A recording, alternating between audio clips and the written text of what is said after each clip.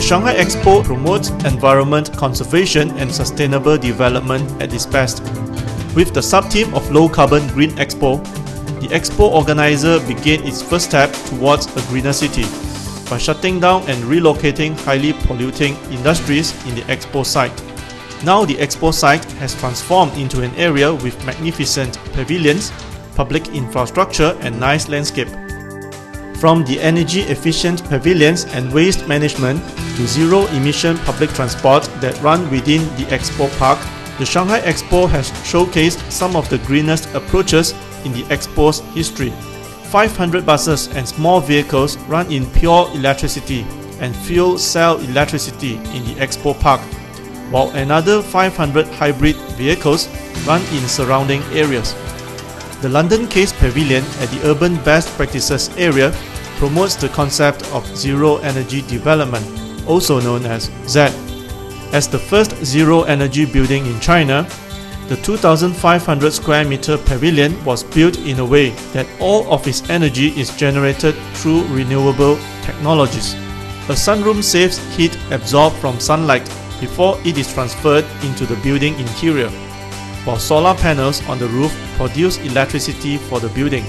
The pavilion also collects rainwater, which is used to flush toilets and water plants. 与其我们保守技术，让每一个人都重新把这个技术研发一遍，不如在世博的这个平台上面，向所有的中国城市开放我们的低碳技术。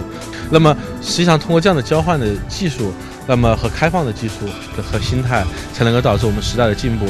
The pavilion has received a good response from local governments and companies, which intend to cooperate with the pavilion builder in constructing similar buildings in Beijing, Yangzhou, and Hainan.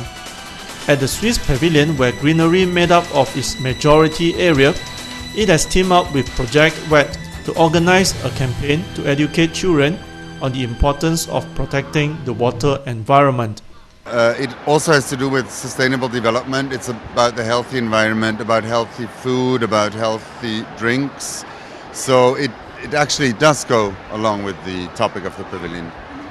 Through this simulation activity of transporting a pot filled with clean water from a community to another in a river downstream, the children now have a better understanding of water resources.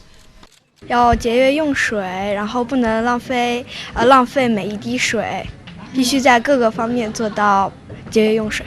我会告诉他们，水是来之不易的，没有水就没有我们这个星球，没有我们这个世界。我们应该保护水，不能浪费它。In terms of waste management, workers go around the Expo Park to collect garbage from rubbish bins and food outlets, and dispose of the waste in enclosed vehicles. The garbage pneumatic conveying device has also been introduced at the Expo. It looks like a bud, which has two collecting holes for recyclable and unrecyclable waste. When garbage stored in the bud reaches a certain quantity, it will be sent underground to a station for classification, purification and compression before being sent out of the Expo site. 这项技术呢是一项非常环保的技术，它通过我们两个收集口以后啊，它这个垃圾呢就直接到我们收集站，所以中途的污染的环境呢应该说是比较少的。设置这个设施以后呢，对我们改善环境，特别是对我们下一步世博以后怎么来推行我们一系列的环保措施、环保政策，还是有很大的好处的。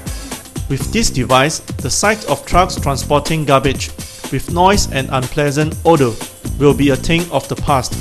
因为它这个垃圾就可以直接回收了，就是反正比垃圾桶的话还得要重新整理，还有它这个量应该是无限的，比那个垃圾桶应该处理的垃圾更多一点。Over the first month of the Expo, the green technologies had saved 12,700 tons of carbon dioxide emission compared with using traditional technologies.